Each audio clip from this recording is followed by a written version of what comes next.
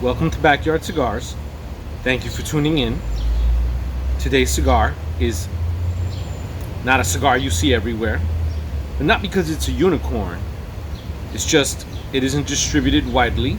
So some of you may have heard of it because the two sisters who own the company became Miami's first Afro-Cuban female owners, and they work with a factory out in Nicaragua, and they work on the blends themselves with their employees. Now, these two sisters, if you want to know more about them, you can always check out my video, The Importance of Women in the Cigar Industry, and I do highlight them a little bit there. I've also reviewed perhaps one or two of their other cigars, in which I also go into depth about their history and some of the things that they're contributing to the cigar community. So this is a Torpedo 6 1/8 by 52 Nicaraguan Puro. The wrapper is Nicaraguan Habano. The binder is from Esteli. I don't know where the filler's from, but I'm thinking Esteli as well. Excuse me. See it, go there. Tres lindas Cubanas. Even though there are only two, this is the name of the company.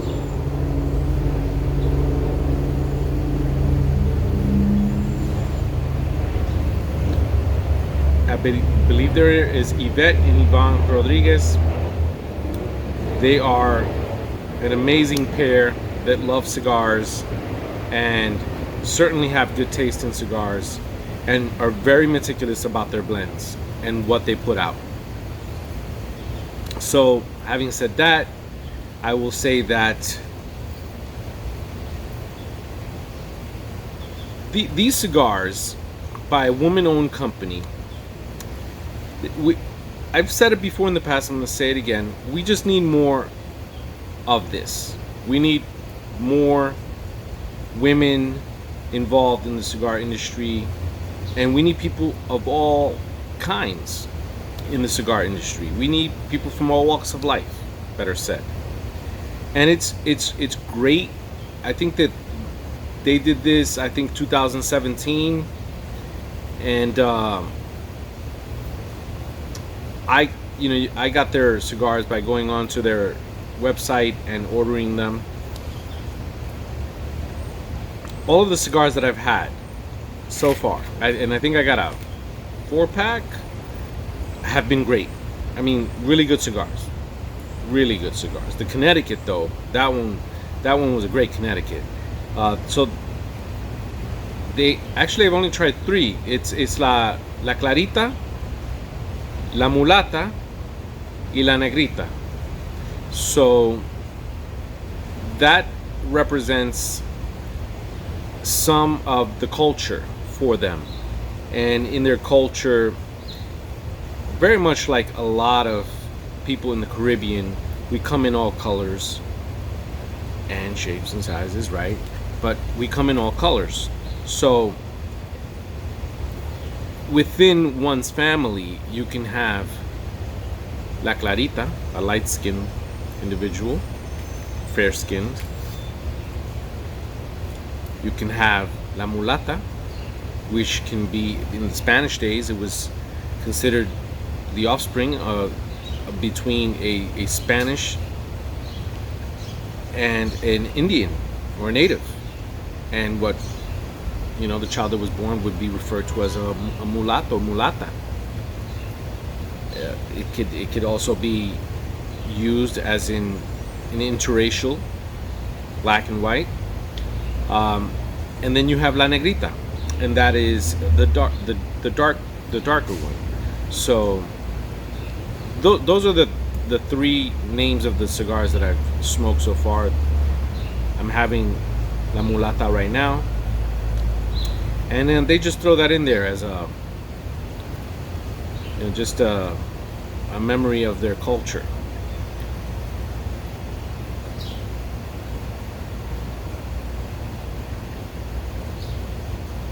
And it's like that in my family too. You've got some really, really light skinned people, and then you've got some people that are sort of mestizo, like kind of Indian like, and then you've got a few that are really dark skinned. Love them all. This cigar. One thing that I remember from all of their cigars is that the burn lines on these cigars are just amazing. Like they in the ashes, like it's so chalky white. It's a well constructed cigar.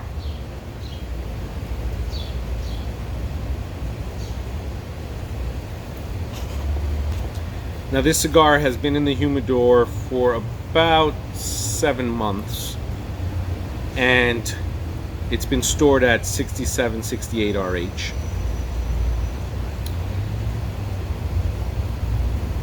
On this particular day, it's 90 degrees and the humidity is way high, way, way, way high. So sometimes I get concerned about how a cigar will perform in very, very humid temperature. And many times I'm very fortunate in that nothing occurs. But a few times, if I let the cigar sit out for a little longer than I should have before lighting it up, it will absorb that additional humidity in the air. And then you might have a problem. So, yeah, I've learned that when it is very humid like this, you just come out, don't let the cigar sit, just light it, cut and light it, get with it, get it smoking.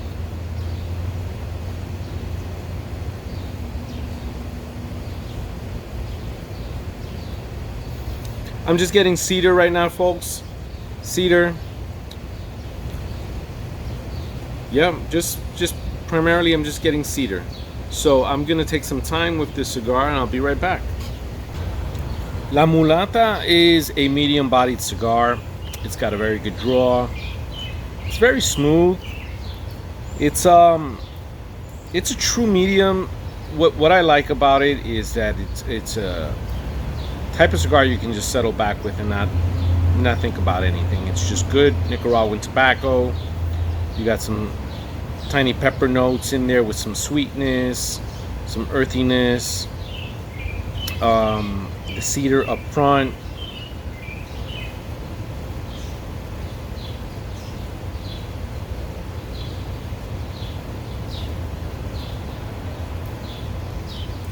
You know, this is just a type of cigar that I think is more about just a straightforward, simple profile.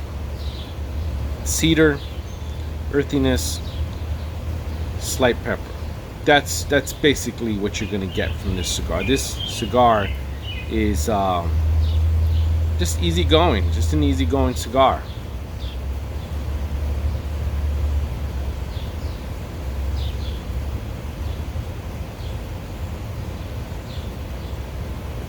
Yeah, you know, medium. It's got good flavor. I did find, for me, that the Connecticut had even more flavors, and I think the Clarita was just an amazing Connecticut wrapper cigar. This one is, like I said, Nicaraguan Habano. You have some of that spiciness. It's mild spiciness in this cigar, but it's good. I'm going to be upfront with you and just tell you that I've had some minor wrapper issues with these cigars. And again, I don't know if these issues occurred because of the way that the cigars were shipped. At the time, and this was, you know, nearly a year ago, they were shipping in the envelopes with the bubble wrap, and I'm not a fan of that. I said it a million times. You got to ship cigars in boxes. There's just no other way to do it. And so when I opened the cigars were fine. They didn't appear to have suffered any damage, but sometimes there's minor superficial damage that you don't see right away. It kind of develops as you cut and light the cigar, and then you're in the position where you can kind of start seeing where the cigar may have been compromised. In two of the cigars that I smoked from them, I had the same issues. So I'm gonna definitely chalk it up to what happened to the cigar package in transit. In this case, you can see here. Let's see there. Now, that should just very well be something that happens, as my grandfather says. Just something that happens. And you smoke through it, and sometimes you're fine, as I did with my Cuban punch. But this may be the case with this cigar as well. I can just smoke through it and I'll be fine. I'm hoping that that is the case. I've said that they're minor issues, nothing to get concerned about. Just something I have to point out. I'm sure that a young company like that is improving every day on everything it does. So I'm not trying to knock them in any way by saying what I just said. What I just said was, this is what I've experienced. And if you've experienced that as well, and you've received the package and it has been shipped in a box, then maybe 1 + 1 can equal 2. But if you've received it in a box and you're having these issues, then it might be something else. It might be a construction issue. I'm not 100% sure.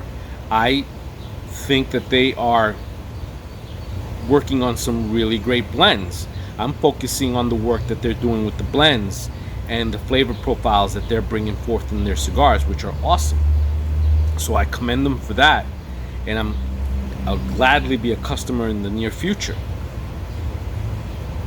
But I had to mention that and just put that out there, because when you're a young company like they are, and you're growing and you're developing, you should want to hear what your customers are saying about your cigars. And if all you're hearing is that they're great, well, then you got to really dig deep and find somebody or get someone's ear or that is going to really open up and tell you what they feel about their cigars. Not to say that there should be anything negative to say about this company, because I haven't found anything negative other than the minor disclaimer that I just mentioned right now. But I'm just thinking from a business perspective. You want to grow, you want to prosper, you want the compliments, and you should be ready and willing to receive the critiques, whatever they may be. Some of them may be warranted, some of them might just be hate. You ignore those and you listen to the ones that matter.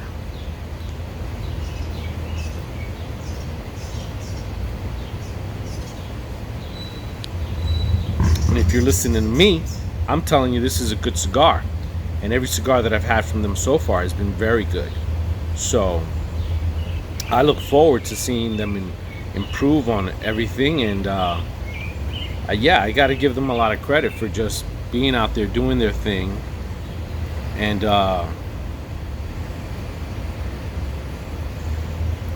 I'm smoking a cigar by a female-owned company, and that makes me proud. You know, it makes me proud to know that this is where we're at right now. This is where we've gotten to.